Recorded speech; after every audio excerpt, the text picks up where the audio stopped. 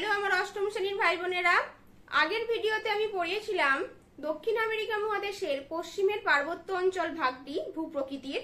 আজকে পড়াবো পশ্চিমের সংকীর্ণ উপকূল অঞ্চল এবং পূর্বের উচ্চভূমি। তো দেখো, পশ্চিমের সংকীর্ণ উপকূল বলতে এই আন্দিজ পর্বত এবং প্রশান্ত মহাসাগরের মধ্যবর্তী যে সংকীর্ণ উপকূল ভাগ, অর্থাৎ এই জায়গাগুলো, এই যে এই সরুভাবে এই জায়গাগুলো হচ্ছে আমাদের পশ্চিমের সংকীর্ণ উপকূল। মানে এটা একদম সরুভাবে গেছে, পশ্চিমের সংকীর্ণ উপকূল।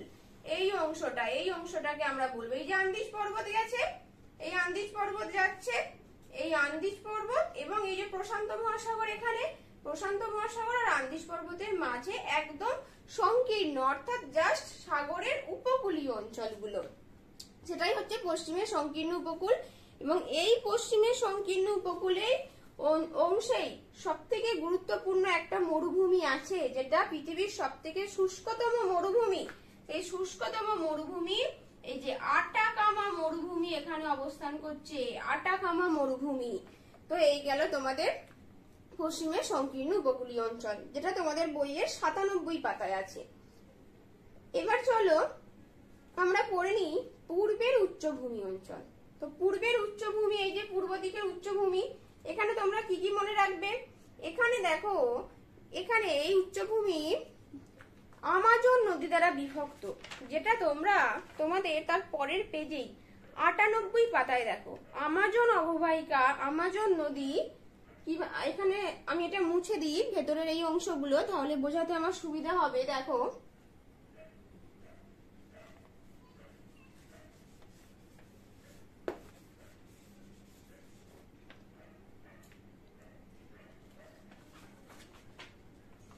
দেখো এই যে এটা পশ্চিমের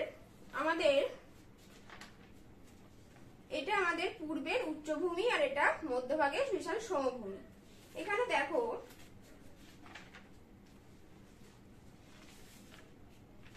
দুটো যে উচ্চভূমি আছে, একটা গায়ানা উচ্চভূমি আর একটা ব্রাজিল উচ্চভূমি। তো গায়ানা উচ্চভূমির অবস্থান আমরা এই যে এই জায়গাটা করে আছে আমাদের গায়ানা উচ্চভূমি, এবং আর এখানে আছে আমাদের ব্রাজিলের উচ্চভূমি।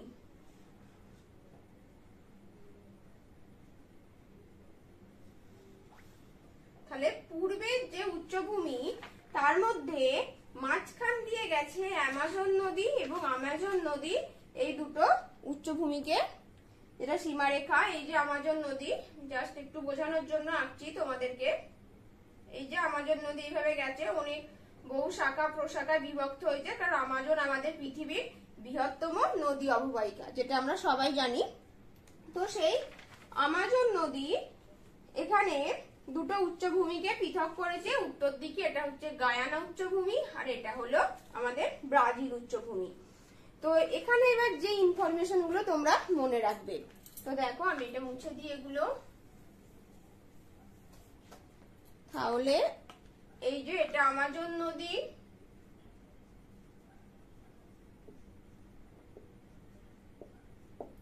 এটাকে আমরা বললাম গায়ানা উচ্চভূমি,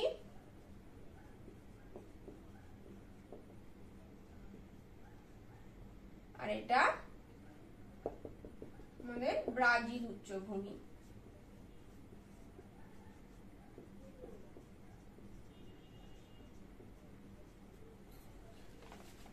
তোমরা এখানে বইয়ে পড়লেই দেখতে পাবে। এবং এখানে দেখো পৃথিবীর উচ্চতম জলপ্রপাত অ্যাঞ্জেল, এই গায়ানা উচ্চভূমিতে অবস্থিত পৃথিবীর বৃহত্তম জলপ্রপাত অ্যাঞ্জেল। এবং তারপর এখানে দেখো আরেকটা গুরুত্বপূর্ণ তথ্য আমাদের মনে রাখতে হবে, বোরেইমা হলো এই উচ্চভূমির সর্বোচ্চ শৃঙ্গ। আর আমাজন নদীর দক্ষিণ দিকে পড়ছে এই ব্রাজিল উচ্চভূমি। এই যে আমাজন নদীর উত্তর দিকে গায়ানা, দক্ষিণ দিকে ব্রাজিল। এখানে যেটা পিকোটো বান্ডাইরা এর হলো সর্বোচ্চ শৃঙ্গ। আর ব্রাজিল উচ্চভূমি ও আন্দিজ পর্বতের মাঝে আছে ম্যাটো গ্রাসো মালভূমি অবস্থিত। আর এই মালভূমি আমাজন ও লা প্লাটা নদীর জলবিভাজিকা হিসাবে অবস্থান করেছে। এবার তোমাদের বোঝাই জলবিভাজিকা কি। দেখো, জলবিভাজিকা হলো যখন কোনো উচ্চভূমি দুটো নদী গোষ্ঠীকে পৃথক করে, তখন আমরা তাকে বলবো জলবিভাজিকা। ধরো আমি এখানটা আঁকছি,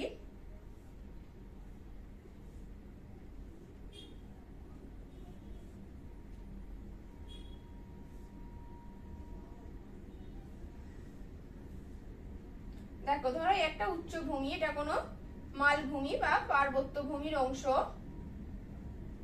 এই উচ্চভূমিটা যখন দুইটি নদী গোষ্ঠীকে পৃথক করেছে, ধরো এই দিকে একটা নদী গোষ্ঠী চলে এসেছে, আর এই উচ্চভূমিটার এই দিকে কোনো একটা নদী গোষ্ঠী প্রবাহিত হয়েছে, তখন এই উচ্চভূমিটাকে আমরা বলবো জলবিভাজিকা। অর্থাৎ যে উচ্চভূমি দুইটি নদী গোষ্ঠীকে পৃথক করলো দুই দিকে, তাকে আমরা বলবো জলবিভাজিকা। তো এখানে জলবিভাজিকা হিসেবে কাজ করছে এই ম্যাটোগ্রাস মালভূমি। তো এই গেল তোমাদের পূর্বের উচ্চভূমি সম্পর্কে বিস্তারিত তথ্য। আর ম্যাটোগ্রাস মালভূমির অবস্থানটা দেখো, এই যে একদম এই জায়গাটা করে আমাদের অবস্থান করছে ম্যাটোগ্রাস মালভূমি, যেটা তোমরা 98 পাতায় দেখো ওখানে দেখতে পাবে। এই যে এইখানটা করে অবস্থান করছে আমাদের ম্যাটোগ্রাস মালভূমি,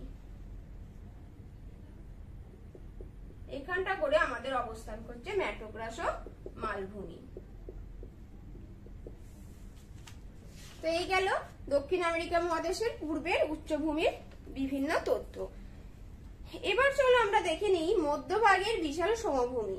তোমরা দেখতে পাচ্ছ এই যে অংশটা পড়ে আছে, অর্থাৎ বিভিন্ন নদ নদী দ্বারা বাহিত হয়ে আসা পলি বালি জমে এই মধ্যভাগের সমভূমি অঞ্চলটা গঠিত হয়েছে। এখানটা পড়বে মধ্যভাগের সমভূমি, যেটা দেখতেই পাচ্ছ তোমাদের বইয়ে লেখা আছে পশ্চিমের পার্বত্য অঞ্চল, পূর্বের উচ্চভূমি, মাঝখানে মধ্যভাগের সমভূমি অবস্থিত, এবং যে নদীগুলো আছে অরিনাকো, আমাজন, লা প্লাটা নদী সম্মিলিত অববাহিকা হলো এই সমভূমি। এবং তারপর যে চারটে গোল করে বক্স করা আছে, কোন নদীর অববাহিকায় কি সমভূমি? অরিনাকো নদীর অববাহিকায় ল্যানোস, আমাজন নদীর অববাহিকায় সেলভা, তারপর পারানা প্যারাগুয়ের গ্র্যান্ড চাকো, লা প্লাটা নদীর পম্পা সমভূমি। এই চারটে অবশ্যই মনে রাখতে হবে। এবং সেলভা অরণ্য খুব গুরুত্বপূর্ণ, এটা কিন্তু 3 মার্কসের টিকা হিসাবেও আসে। তো সেলভা অরণ্যটা আলাদা করে তোমরা তোমাদের সহায়িকা বই থেকে পড়ে নিতে পারো। পরবর্তীতে সেলভা অরণ্য সম্পর্কে আমি কোনো একটা ভিডিওয় আমি আলোচনা করব বিস্তারিতভাবে। তো আশা করছি তোমরা দক্ষিণ আমেরিকা মহাদেশের ভূপ্রকৃতিটা খুব ভালোভাবে বুঝতে পেরেছো, যে 4টি ভূপ্রাকৃতিক বিভাগ আছে, যে কোনো একটি পরীক্ষায় কিন্তু বর্ণনা আসতে পারে। যদি আমার ভিডিওটি ভালো লাগে একটা লাইক করে দিও এবং আমার চ্যানেলটি সাবস্ক্রাইব করে দিও। সকলে ভালো থেকো, সুস্থ থেকো, দেখা হচ্ছে পরের ভিডিওয়।